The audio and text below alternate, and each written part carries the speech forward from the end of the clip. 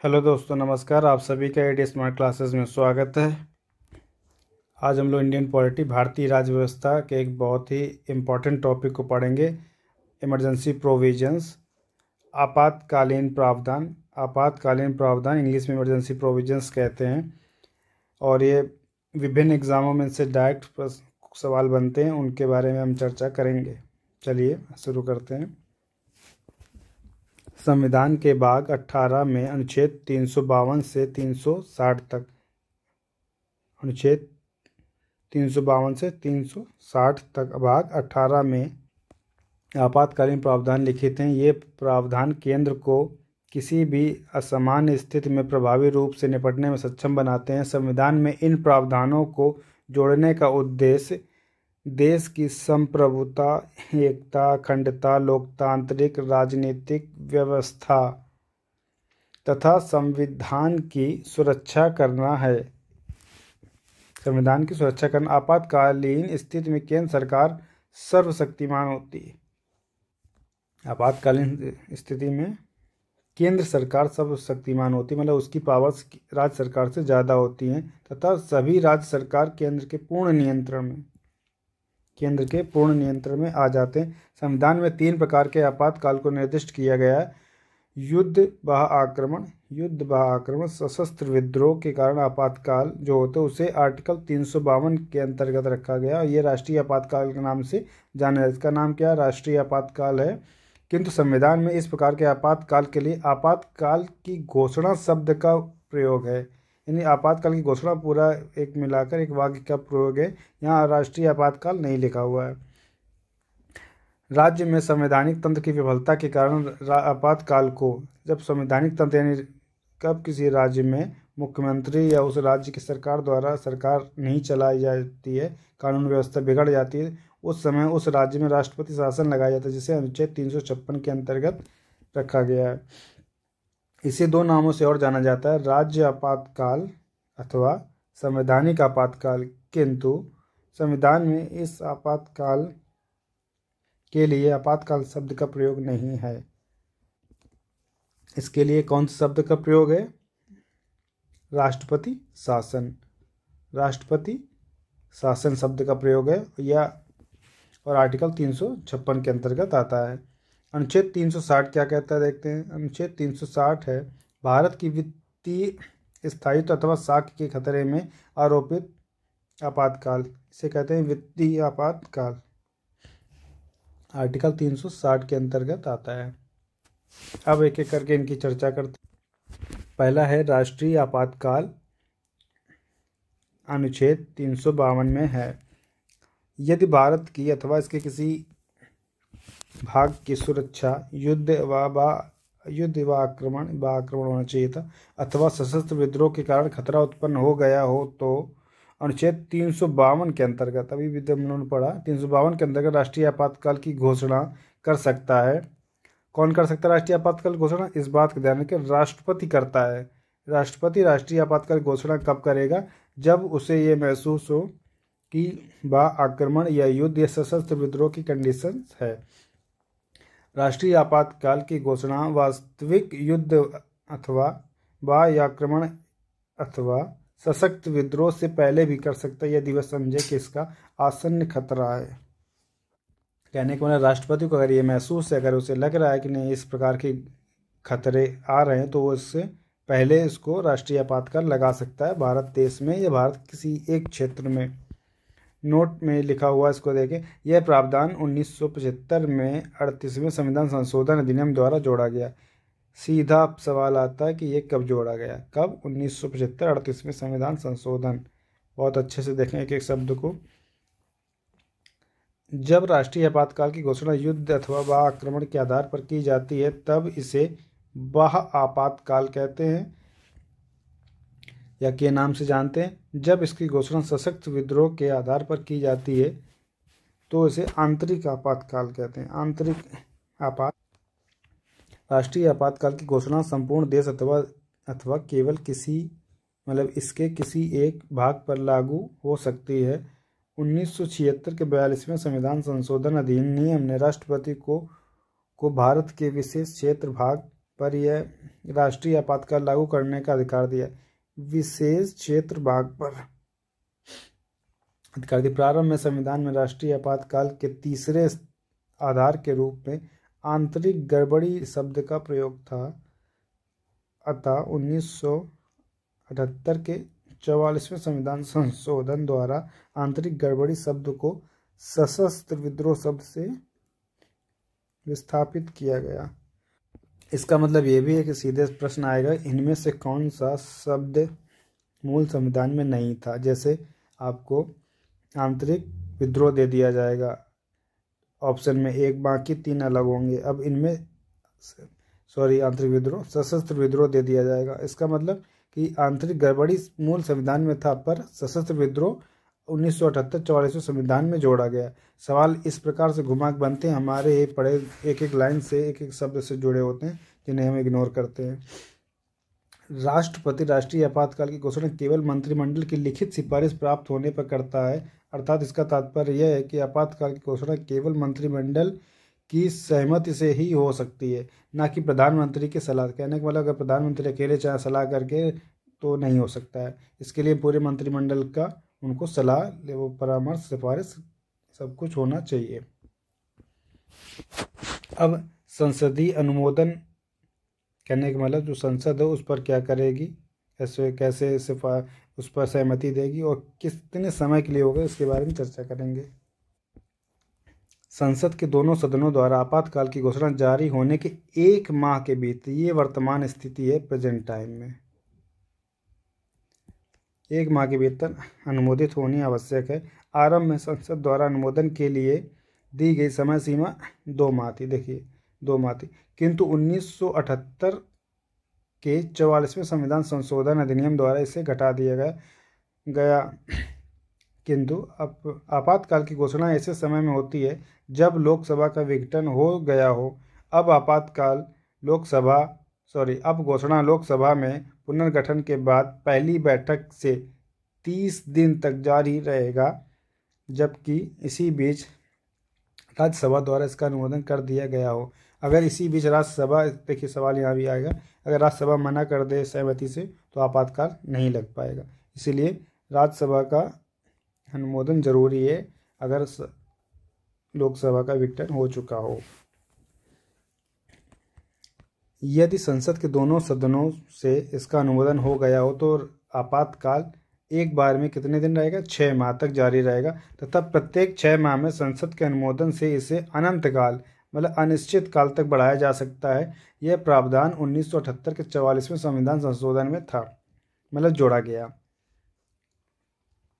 इसके पहले आपातकाल एक बार संसद द्वारा अनुमोदन के पश्चात, इस संशोधन से पहले क्या था कि एक बार संसद से आपातकाल का जो अनुमोदन हो गया, इसके पश्चात मंत्रिमंडल की इच्छा अनुसार जब तक चाहे वो लगा सकते थे, पर इससे गवर्नमेंट फ़ायदा उठा रही थी कहीं ना कहीं, तो उस चीज़ को हटाकर इस संशोधन में बदला गया।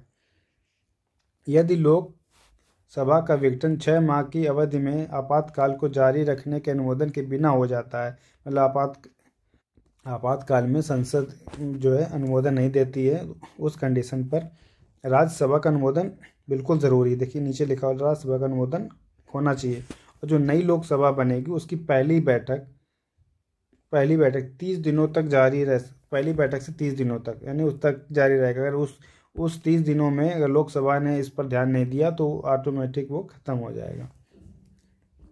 आपातकाल की घोषणा अथवा इसके जारी रहने का प्रतीक वास्तव संसद के दोनों सदनों द्वारा विशेष बहुमत से पारित होना चाहिए। देखिए संसद के दोनों सदनों द्वारा राष्ट्रीय आपातकाल के लिए है, ध्यान रखना, के लिए पारित होना चाहिए, जो कि उस सदन, ये गलत है, जो कि उस सदन के कुल सदस्यों का बहुमत, उस सदन के कुल सदस्यों का बहुमत उस सदन में उपस्थित, ये गलत है, उस सदन में उपस्थित तथा मतदान करने वाले सदस्यों का 2/3, कितना वोट होना चाहिए, 2/3। इस विशेष बहुमत का प्रावधान ये भी 1978 के 44वें संशोधन में जोड़ा गया। इससे पूर्व ऐसा प्रस्ताव साधारण बहुमत से हो जाता था। चलिए अब आगे देखते हैं। अब आपातकाल लगा तो गया, तो इसको समाप्ति करने का भी कोई प्रावधान होगा, उसके बारे में देखते हैं। उद्घोषणा की समाप्ति। राष्ट्रपति द्वारा आपातकाल की घोषणा किसी भी समय एक दूसरी उद्घोषणा करके समाप्त की जा सकती है। इस समय राष्ट्रपति को दोनों सदनों से अनुमोदन लेने की आवश्यकता नहीं होती है। देखिए, ऐसी उद्घोषणा को संसदीय अनुमोदन की आवश्यकता है। राष्ट्रपति जब चाहे तब अपने स्वविवेक से इसको समाप्त कर सकता है। राष्ट्रपति आपातकाल के प्रभाव, मतलब राष्ट्रीय आपातकाल के प्रभाव क्या क्या होंगे जब ये लगेगा। केंद्र और राज्य के संबंधों पर प्रभाव पड़ेगा, लोकसभा तथा राज्य विधानसभा के कार्यकाल पर प्रभाव पड़ेगा, तथा मौलिक अधिकारों पर क्या प्रभाव है आगे देखेंगे। केंद्र राज्य संबंधों पर प्रभाव। जब आपातकाल की उद्घोषणा लागू होती है तब केंद्र राज्य के समान संबंधों में मूलभूत परिवर्तन होते हैं। इनका अध्ययन 3 शीर्षकों के अंतर्गत किया जा सकता है। कौन कौन से हैं? कार्यपालक यानी कार्यपालिका आपकी, विधायी विधायिका, वित्तीय, इनमें इनका फर्क पड़ता है।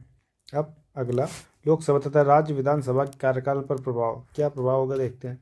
जब राष्ट्रीय आपातकाल की उद्घोषणा लागू हो तब लोकसभा का कार्यकाल इसके समान कार्यकाल, ये 2 बार गलत है, समान कार्यकाल 5 वर्ष से आगे संसद द्वारा विधि बनाकर एक समय में, देखिए विधि द्वारा एक समय में सीधे 1 वर्ष बढ़ जाता है। 1 वर्ष के लिए कितने भी समय तक बढ़ाया जा सकता है, किंतु यह विस्तार आपातकाल की समाप्ति के 6 माह से ज़्यादा नहीं हो सकता। कहने का मतलब आप समझे इसको, अगर किसी महीने आपातकाल लगा और उसी समय इसको 1 साल के लिए फिर आगे बढ़ा दिया गया, लेकिन 1 साल के लिए संसद का कार्यकाल बढ़ जाएगा।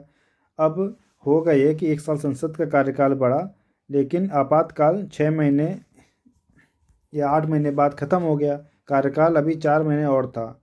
तो उस कंडीशन पे संसद जो है आगे अपना 6 महीने से ज़्यादा नहीं चल पाएगी, अगर कार्यकाल अगर ज़्यादा बचा तो भी, क्योंकि आपातकाल ख़त्म हो चुका है। उदाहरण के लिए 5वीं लोकसभा, ये देखिए हो चुका उसके बारे में। उदाहरण की 5वीं लोकसभा जो थी 1971 और 1971 से 1977 तक चली, ये 2 बार 1 साल करके इसका टाइम पीरियड बढ़ाया गया था। राष्ट्रीय आपातकाल के समय संसद किसी राज्य विधानसभा का कार्यकाल 5 वर्ष, प्रत्येक बार 1 वर्ष के लिए कितने भी समय तक बढ़ा सकती है। 5 वर्ष का नॉर्मल कार्यकाल है, उसको एक वर्ष करके 5 वर्ष तक, मतलब 1 वर्ष करके कितनी बार बढ़ा सकती है, जो आपातकाल की समाप्ति के 6 माह बाद तक सेम है, चाहे वो लोकसभा हो या राज्य विधानसभा, दोनों के लिए एक ही है। अब देखेंगे मूल अधिकारों पर प्रभाव। मूल अधिकारों पर जो प्रभाव पड़ेगा अनुच्छेद 358 और 359 के अंतर्गत आते हैं। अनुच्छेद 358 तथा 359 राष्ट्रीय आपातकाल में मूल अधिकारों पर प्रभाव। कौन कौन सा अनुच्छेद है? 358 और 359 राष्ट्रीय आपातकाल में मूल अधिकारों पर प्रभाव का वर्णन करते हैं। डायरेक्ट उनमें दोनों में कंडीशंस अलग हैं, देखेंगे। अनुच्छेद 358 अनुच्छेद 19 द्वारा दिए गए मूल अधिकारों के निलंबन, आर्टिकल 19 में जो हैं अधिकार उनको निलंबित कर देता है, जबकि अनुच्छेद 359 अन्य मूल अधिकारों के निलंबन अनुच्छेद 320 तथा 21 द्वारा प्रदत्त अधिकारों को छोड़कर संबंधित है। कहने का मतलब आर्टिकल 19 में जो मूल अधिकार हैं उसको 358 अनुच्छेद के द्वारा निरस्त किया या निलंबन किया जाता है, और बाकी के मूल अधिकार 20 और 21 को छोड़कर उनके लिए 359 आर्टिकल है। अब इसको एक एक थोड़ा विस्तार में देखते हैं। अनुच्छेद 19 के अंतर्गत प्रदत्त मूल अधिकारों का निलंबन अनुच्छेद 358 के अंतर्गत होता है। ठीक है, अनुसार जब राष्ट्रीय आपातकाल की घोषणा की जाती है तो अनुच्छेद 3 द्वारा प्रदत्त 6 मूल अधिकार वर्तमान में पहले 7 थे, अब वर्तमान में 6 हैं। 6 मूल अधिकार स्वतः ही निलंबित हो जाते हैं। इनके निलंबन के लिए अलग से कोई आदेश की आवश्यकता नहीं होती। कहने जैसे आपातकाल लगा, आर्टिकल 358 के तहत मूल अधिकार 19 में जो भी ये 6 हैं उस सब के सब निरस्त हो जाते हैं। 1978 के 44वें संशोधन अधिनियम में अनुच्छेद 358 की संभावना पर 2 प्रकार के प्रतिबंध लगा दिए गए। प्रथम, अनुच्छेद 19 द्वारा प्रदत्त 6 मूल अधिकारों को युद्ध अथवा आक्रमण के आधार पर घोषित आपातकाल में निलंबन किया जा सकता है, ना कि सशस्त्र विद्रोह। कहने का मतलब अगर सशस्त्र विद्रोह को लेके आपातकाल लगा है तो उस समय इसके निलंबन नहीं होगा, इस बात का ध्यान रखें। और युद्ध या आक्रमण पर है तो इनका निलंबन होगा।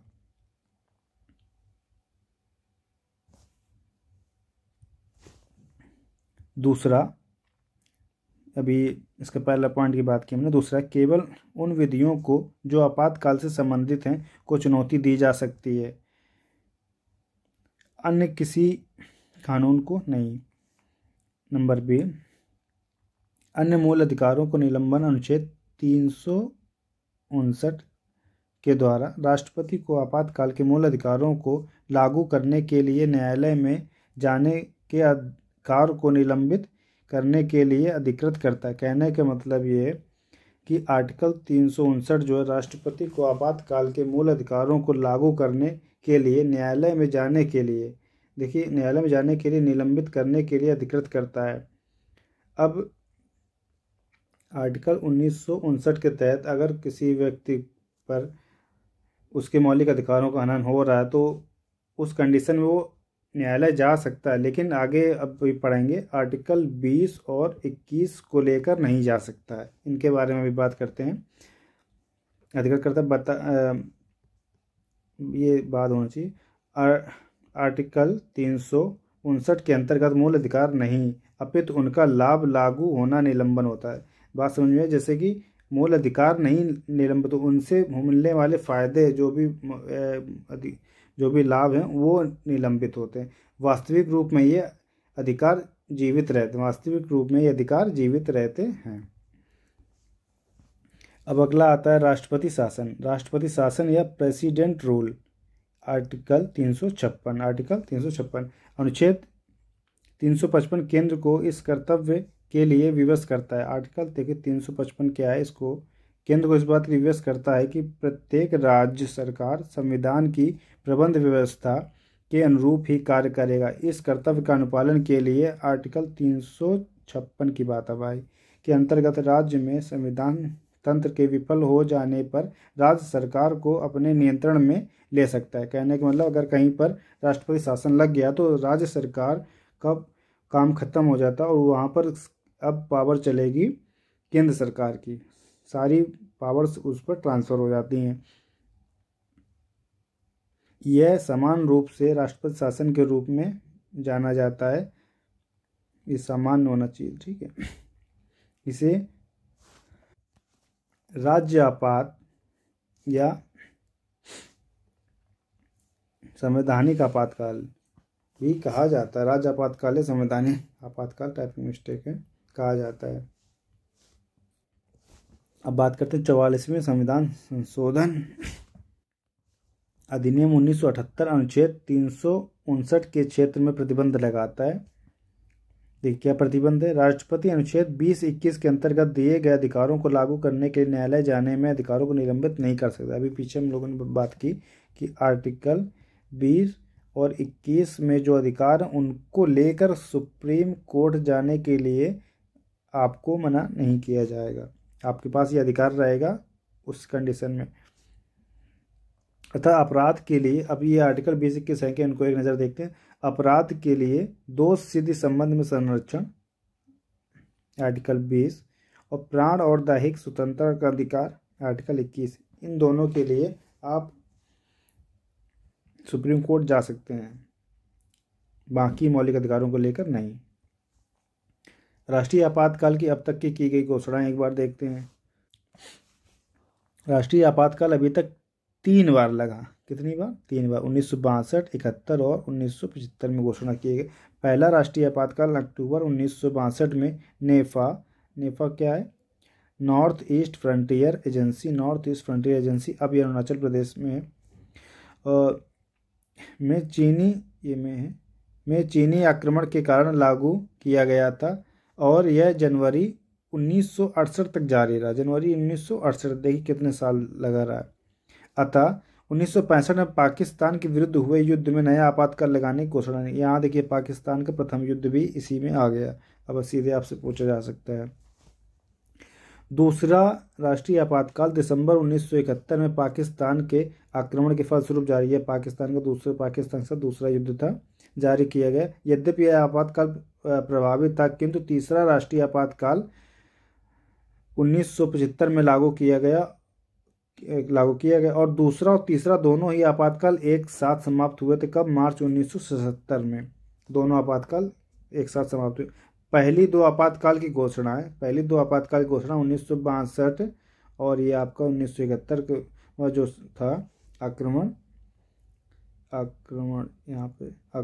के आधार पर, जबकि तीसरा आपातकाल 1965 वाला जो था वो आंतरिक उपद्रव के आधार पर था। वो आंतरिक उपद्रव क्या होता है? वही सशस्त्र विद्रोह जो आपका रहा।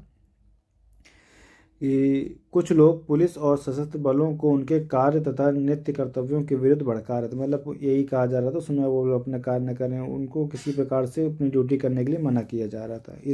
इसको लेकर 1975 में जो राष्ट्रीय आपातकाल लगा था। संसदीय अनुमोदन एवं समयावधि की बात करते हैं कि इसके लिए क्या टाइम बाउंडेशन है। राष्ट्रपति शासन के प्रभाव की घोषणा जारी होने के 2 माह के भीतर इसका संसद के दोनों सदनों द्वारा अनुमोदन। यहाँ पर देखिए 2 माह। राष्ट्रपति शासन में कितना था? 1 महीना। राष्ट्रपति शासन में था 1 मंथ और इसमें प्रेसिडेंट रूल में 2 माह। यदि राष्ट्रपति शासन का घोषणा पत्र लोकसभा के विघटन होने के समय जारी होता है तो लोकसभा के 2 माह के भीतर बिना घोषणा पत्र को स्वीकार किए विकसित हो जाती है, तब विघटित हो जाती है तो तब घोषणा पत्र लोकसभा की पहली बैठक के 30 दिन के अंदर जो है ये बना रहता है। उसके अच्छा इसी समय होगा क्या कि राज्यसभा से इसकी स्वीकृति जरूरी है। अगर राज्यसभा डिनाई कर देगा तो उस समय ये फिर ऑटोमेटिक स्वतः ये निरस्त हो जाएगा। इसका ध्यान रखें। राष्ट्रीय आपातकाल में 1 महीना है और प्रेसिडेंट रूल में 2 माह है और 2 माह के भीतर आगे तक अगर वो लोकसभा विघटित है तो इनकी पहली बैठक के 30 दिन के अंदर इनको अनुमोदन देना होगा। नहीं देते हैं तो ये निरस्त हो जाएगा। इस बात का ध्यान रखें।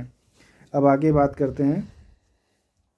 दोनों सदनों द्वारा स्वीकृति हो तो राष्ट्रपति शासन 6 माह तक चलता है। यदि इसे अधिकतम 3 वर्ष तक के लिए बढ़ाया जा सकता है। कितने वर्ष तक के? 3 वर्ष तक के लिए। संसद की प्रत्येक 6 माह की स्वीकृति से बढ़ाया। अच्छा, बार 6 महीने करके, कितने महीने? 6 + 6 मंथ करके इसको अधिकतम 3 वर्ष तक बढ़ा सकते हैं, इससे ज़्यादा नहीं। यदि 6 माह की अवधि में लोकसभा राष्ट्रपति के शासन को जारी रखने के प्रस्ताव मंजूर किए बिना विघटित हो जाती है तो यह घोषणा लोकसभा के पुनर्गठन के बाद प्रथम बैठक के 30 दिनों में लागू रहेगी। अच्छा, 30 दिनों तक लागू रहेगी। वही बात होगी, अभी पीछे ही बात कर चुके हैं कि अगर विघटित हो जाती है तो प्रथम बैठक के 30 दिनों तक लागू रहे। उस समय अगर लोकसभा ने इस पर अपना अनुमोदन दिया तो आगे बढ़ेगा, नहीं तो ये स्वतः निरस्त हो जाएगा। परंतु इस अवधि में राज्यसभा द्वारा इसे मंजूरी देना होता है। अगर राज्यसभा भी इसमें मंजूरी देगा, इन दोनों में से कोई अगर नहीं दिया तो पहले ही निरस्त हो जाएगा। चलिए अब आगे देखते हैं राष्ट्रपति शासन के परिणाम क्या है। जब किसी राज्य में राष्ट्रपति शासन लागू हो जाता तो राष्ट्रपति को निम्नलिखित असाधारण शक्तियां प्राप्त हो जाती। कौन कौन सी? इनको देखते हैं। वे राज्य सरकार के कार्य अपने हाथ में ले लेती है। राज्य सरकार जितने भी काम करती है वो सारे पावर चली जाती है केंद्र के हाथ में। उसे राज्यपाल तथा अन्य कार्यकारी अधिकारियों की शक्ति प्राप्त हो जाती है। वह घोषणा कर सकता है कि संसद राज्य विधायिका की शक्तियों का प्रयोग करेगी। कहने का मतलब जब पावर ही ट्रांसफर हो जाए केंद्र, सारा पावर सारा काम कौन करेगा? केंद्र करेगा।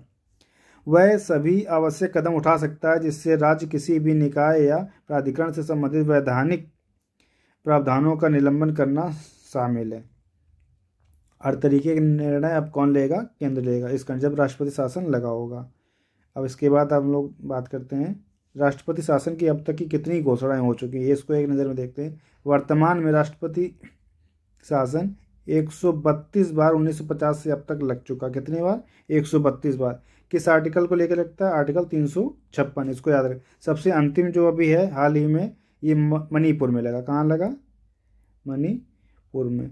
और इस पिछली 2 बार की गवर्नमेंट में ये 10 बार लग चुका है। कितनी बार? 10 बार, 10 टाइम्स। इसको ध्यान रखें, करंट्स में पूछ सकते हैं आपसे। अब बात करते हैं वित्तीय आपातकाल यानी फाइनेंशियल इमरजेंसी। आर्टिकल 360, अनुच्छेद 360 राष्ट्रपति को वित्तीय आपातकाल की घोषणा करने की शक्ति प्रदान करता है। यदि वह संतुष्ट, ये दिवस गलत है, इस यदि वह होना चाहिए, यदि वह संतुष्ट हो कि ऐसी स्थिति उत्पन्न हो गई है तो भारत अथवा इसके किसी क्षेत्र में वित्तीय स्थिति का जो प्रत्यय खतरे में, उस समय कौन सा लगेगा? Financial emergency. अच्छा, अभी तक के भारत के इतिहास में फाइनेंशियल इमरजेंसी एक बार भी नहीं लगा, इसको ध्यान रखें। अब संसदीय अनुमोदन एवं समयावधि, मतलब इसका क्या सीन है देखते हैं। वित्तीय आपातकाल की घोषणा तिथि के 2 माह, इसमें भी देखो 2 महीने हैं, और प्रेसिडेंट रूल में भी 2 महीने थे, लेकिन राष्ट्रपति शासन में उसमें नेशनल इमरजेंसी में 1 महीना था। इसका ध्यान रखें।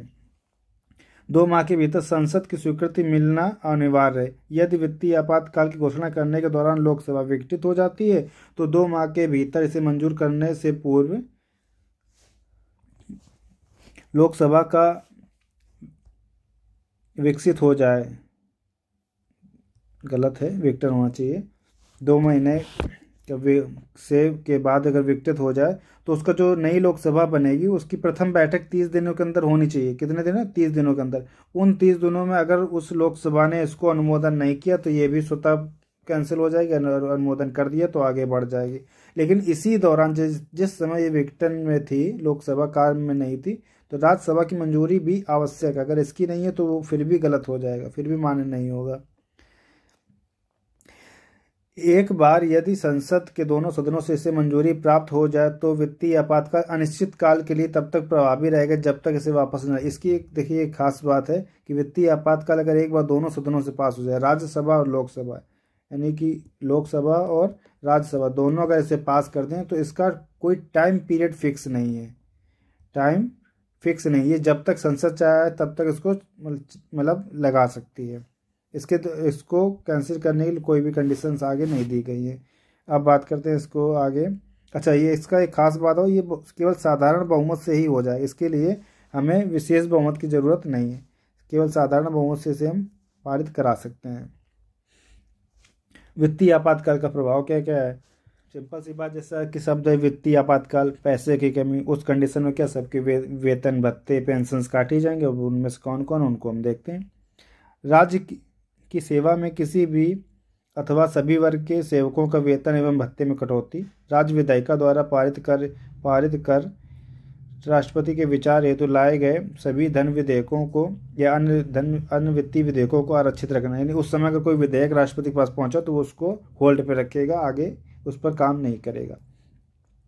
राष्ट्रपति वेतन एवं भत्तों की कटौती हेतु निर्देश जारी कर सकता है। केंद्र की सेवा में लगे सभी अथवा किसी भी श्रेणी के व्यक्तियों को उच्चतम न्यायालय या उच्च न्यायालय के सभी न्यायाधीशों की तनख्वाह और भत्ता जो मिल रहे हैं उनको उनकी कटौती की जा सकती है। वित्तीय आपातकाल की अवधि में राज्य के सभी वित्तीय मामलों में केंद्र का नियंत्रण हो जाता है। कहने के बाद अगर फाइनेंशियल इमरजेंसी है उस समय वित्तीय आपातकाल के टाइम पर स्टेट गवर्नमेंट की जितनी भी फाइनेंशियल पावर होंगी उस पर, फाइनेंशियल पावर पर किसका अधिकार होगा? केंद्र का, सेंट्रल का।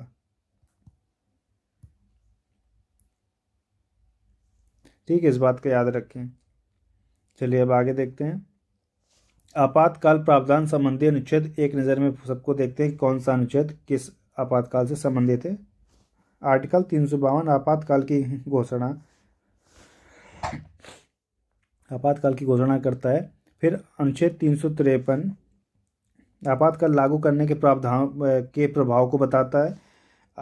अनुच्छेद 354 यानी आर्टिकल 354 आपातकाल की घोषणा जारी रहते राजस्व के वितरण से संबंधित प्रावधानों को बताता है कि उस समय की जो फंड है उस किस तरीके से डिस्ट्रीब्यूट होंगे केंद्र और राज्य के बीच में।